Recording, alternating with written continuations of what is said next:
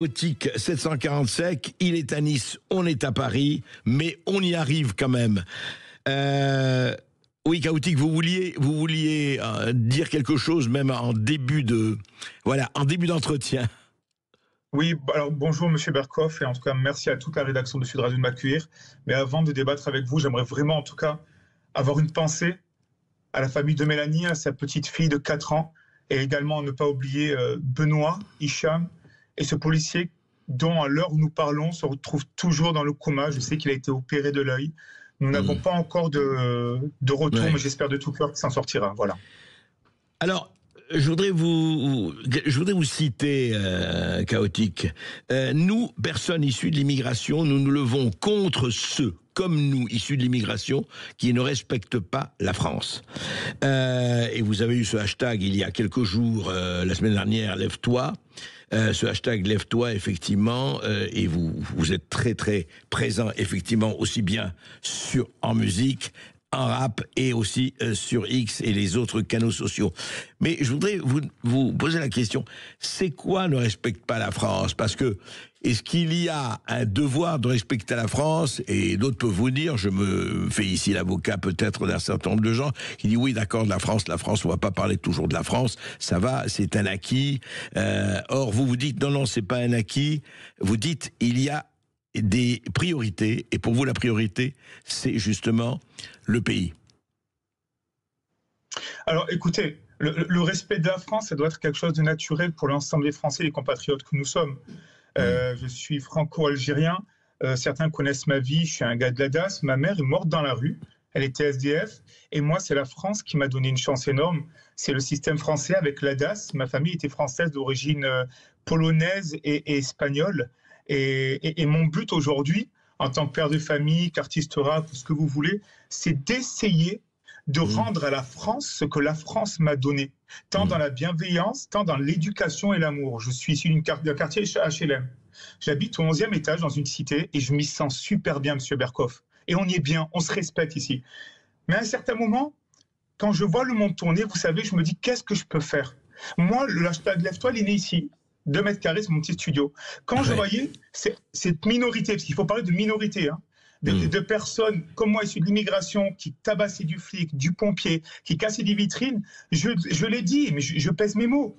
Vous vous faites du mal à vous, à l'éducation que vos parents ont essayé de vous donner, du mal à moi et à tous les immigrés de France qui demandent juste à travailler et à vivre ensemble. Alors j'ai fait cette vidéo.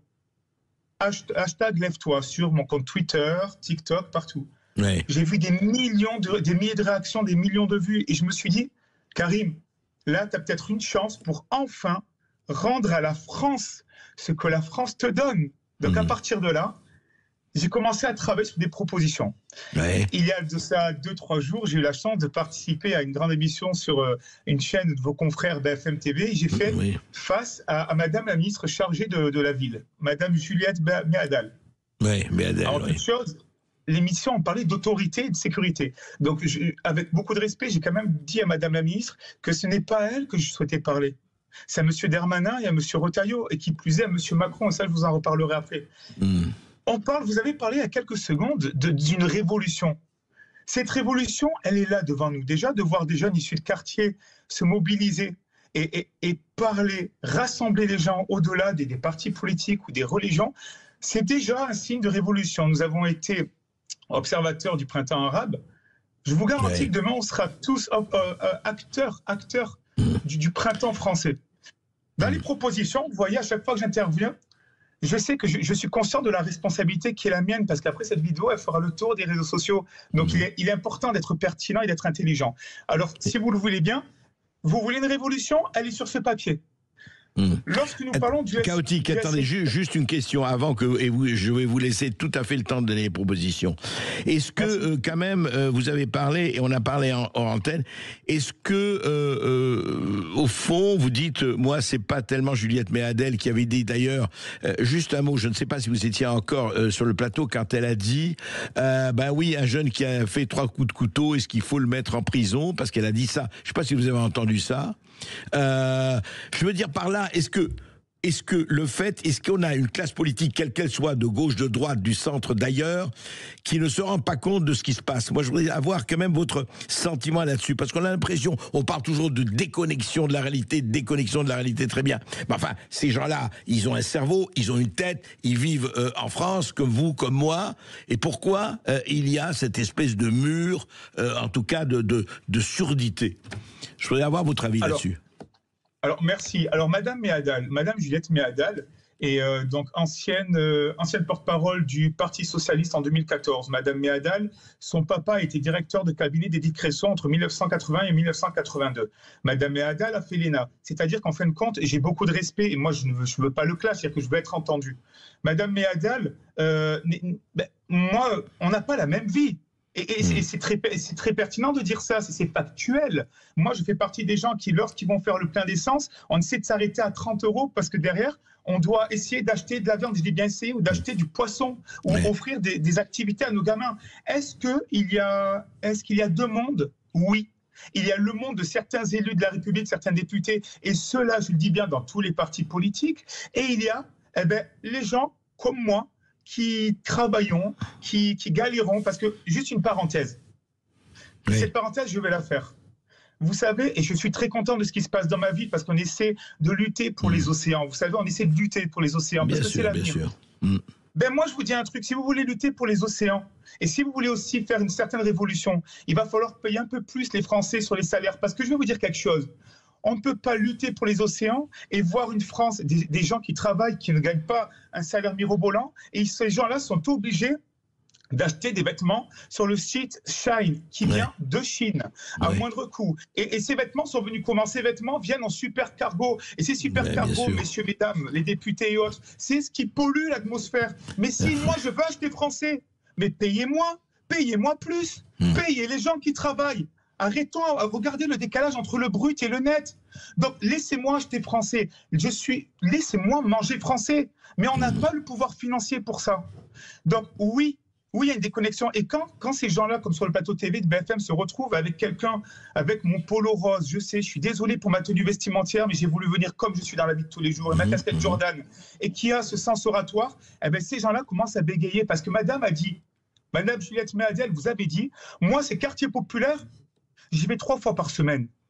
Moi, Madame Méadel, Madame la ministre, j'ai envie de vous dire que moi, mes potes, et nous tous, et dans toute la France, quartier Nord, Saint-Denis et autres, les gens y vivent tous les jours. Et c'est ça la différence. Et cette phrase, ce que vous faites en termes de communication pour les gouvernements, vous montrez encore que du coup, vous n'êtes pas dans la proximité juste quand il y a des élections municipales, législatives ou présidentielles. Et je pense que ces choses-là, Madame Méadal, ça exprime aussi le taux de 29% d'abstentionnistes lors du second tour de la... second tour, d'accord. Et moi, Madame Méadal, ces abstentionnistes sont en train de tous me rejoindre sur mes réseaux sociaux, Chaotique 747, et je peux vous dire, je veux juste élever la voix. Maintenant que j'ai répondu, j'ai des propositions pertinentes. Je remercie Sud Radio. Allez-y, synthétisez-les et allez-y. Très vite, très rapidement. On parle du SNU qui a été voulu par Monsieur le Président de la République en 2007, mis en place par Monsieur Gabriel Attal en 2019, sur la base du volontariat. Monsieur Gabriel Attal veut donc généraliser, je le redis, dès la rentrée 2016, le SNU pour toucher 800 000 jeunes. Ce sont des jeunes de 15 à 17 ans et en fin de compte, c'est juste un centre de colonie où on parle de biodiversité, où on fait du sport et on parle d'éducation civique. Alors, ça a été épinglé par la Cour des comptes pour un manque de lisibilité, un manque d'horizon et sans mixité. Et ça coûterait la bagatelle de 6 milliards d'euros. On fonce dans un mur à l'heure où on nous parle de la dette abyssale de 3 300 milliards. Moi, mon idée, la première, parce qu'il y en a d'autres, mon première, je lutte pour le service militaire obligatoire, pour le retour au service militaire obligatoire pour les jeunes hommes de 18 à 25 ans. Service militaire obligatoire. Attendez, combien de temps, à votre avis, Chaotique, ce service militaire obligatoire? 1 an, 2 ans? 1 an? Alors moi, je opte pour un service militaire obligatoire d'1 an, ce qui toucherait 300 000 jeunes Français de 18 à 25 ans, ce qui remettra en place le patriotisme, la fraternité, apprendre les choses, répondre, faire savoir son lait au carré, devenir un homme pour sa famille et pour ce pays et grandir ensemble, juifs, musulmans, catholiques. Le prix, il est de 7,2 milliards selon le Haut Commissariat au Plan et France Stratégie. Ça s'appelle un investissement sur l'avenir. On oublie le SNU, Monsieur le Président de la République, et aujourd'hui, on crée la fraternité. Deuxième place, ensuite, je suis pour quelque chose. Aujourd'hui, les détenus, c'est vous, c'est nous, les Français, qui payons les détentions. En moyenne, c'est 105 euros par jour. On a 79 300 détenus en France. Eh bien moi, aujourd'hui, j'opte pour quelque chose de simple, comme au Danemark. Tu as fait n'importe quoi, tu es en prison, c'est à toi de payer. 79 300 détenus à 105 euros en moyenne, ça fait une bagatelle de 8 326 500 euros en moins que nous économisons. Vous voulez dire que c'est eux qui payent en travaillant, c'est en faisant des travaux? Peu importe, moi c'est pas mon souci. C'est pas aux Français lambda de payer alors qu'on nous parle de dette. Et cet argent-là, c'est 8 326 000 euros. Eh bien, on les réinjecte dans l'éducation. Et ça, c'est faisable. Il suffit juste d'avoir la volonté politique et de regarder ce qui se passe au Danemark. D'accord. Au niveau du narcotrafic, j'ai étudié. Je n'ai pas retrouvé. Ma question était combien la France investit des milliards d'euros dans la lutte contre le narcotrafic. C'est une source que je n'arrive pas à avoir, d'où mon entretien avec M. Darmanin ou M. Retailleau et M. le Président de la République. Mais selon mes études, en 2023, on se retrouve avec 315 faits d'homicide. C'est plus 60% par rapport à l'année 2022. Alors moi j'ai une idée qui est très simple. Allez-y. Je vais la dire et avec beaucoup de courage. Aujourd'hui, je propose à M. le Président de la République qu'il vous reste 2 ans de mandat. 2 ans de mandat. Monsieur le Président, soyez fort. Je vous ai envoyé un mail encore hier. J'ai parlé aussi à mon conseiller parce que j'ai demandé un rendez-vous en privé avec vous, sans caméra. Oui, non, mais attendez. Les mondanités, on s'en fout. Dites-nous ce que vous voulez faire. Moi, je me fous de vos histoires avec le président de la République et machin. Chaotique, qu'est-ce qu'il faut faire? Arrêtez de nous dire ça. Et vous savez très bien que depuis 40 ans, droite et gauche confondues, ils disent n'importe quoi, ils promettent rien. Alors arrêtez de me dire que vous avez rendez-vous avec machin ou machin. Je m'en fous. J'ai pas rendez-vous. Alors, je sais, alors qu'est-ce que vous voulez faire? Je me fous de vos, excusez-moi, je me fous de vos coups de fil avec Darmanin et compagnie. Qu'est-ce que vous proposez? Voilà. Excusez-moi, mais ça... Parce que j'entends trop de... machin. De là, vous savez, de Tahana, comme on dit au Liban, de la chicaya. Alors, qu'est-ce que vous voulez faire par rapport au narcotrafic? Alors merci, en tout cas, faites-moi un sourire et un bisou. Pour le narcotrafic, c'est très simple. Je demande un référendum pour la fermeture immédiate des frontières françaises pendant 5 ans pour lutter contre le narcotrafic et le trafic d'armes. Et j'ai des exemples, comme par exemple Madame Amandine Chamblin qui travaillait pour l'émission d'M6, d'enquête exclusive. Elle a acheté une arme dans les pays des Balkans, 500 euros. Elle a ramené cette arme en moins de 48 heures à Paris et à la revente, elle coûte 2500 euros cette arme. Et ces armes, c'est les armes qu'on retrouve chez moi à Nice, à Marseille, à Paris. Et c'est pour ça, moi, Madame von der Leyen et l'Europe, je ne suis pas contre l'Europe. Mais moi, je suis français. L'école, c'est l'école de la République. Et ces armes-là, c'est ces armes-là qui tuent. Et ça demande du courage politique. Je demande un référendum. Si M. le Président de la République ne veut pas le faire, je peux le concevoir. Mais à un certain moment, c'est les Français. En termes d'éducation, j'ai entendu par rapport, on va dire, des réseaux sociaux. Moi, je suis pareil, je suis pour refuser l'anonymat sur les réseaux sociaux. Quand je roule avec ma voiture, j'ai une plaque d'immatriculation, on sait qui je suis. J'ai des comptes certifiés en tant qu'artiste, en tant que rappeur ou influenceur. On me demande mes papiers d'identité. Je comprends. Arrêtons avec l'anonymat sur les réseaux sociaux. Chaotique, on va refaire une émission avec vous là-dessus. Moi, ce que je voudrais simplement, voilà, c'est très bien l'histoire du référendum et tout, mais vous savez, c'est là où vous avez déjà beaucoup d'influence, etc. Moi, je crois que des gens comme vous, c'est fondamental, c'est pratiquement, c'est être lucide, etc.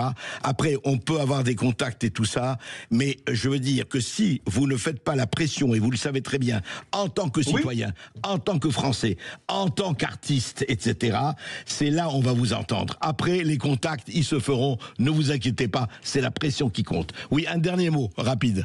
Un dernier mot, mais Monsieur Berkoff, vous savez, la pression, on l'a fait grâce à vos auditeurs qui rejoignent tous sur les réseaux sociaux. Et moi, je n'ai pas les contacts, comme je vous ai dit, de tel ou tel ministre, mais je demandais ouvertement un rendez-vous parce que oui, je veux mettre une pression positive pour l'avenir de la France et je suis prêt encore à lutter. Donc, merci à Sud Radio et à tous les médias de nous accueillir. En tout cas, merci à vous aussi et on continuera d'en parler. Merci Chaotique et on se retrouve très vite.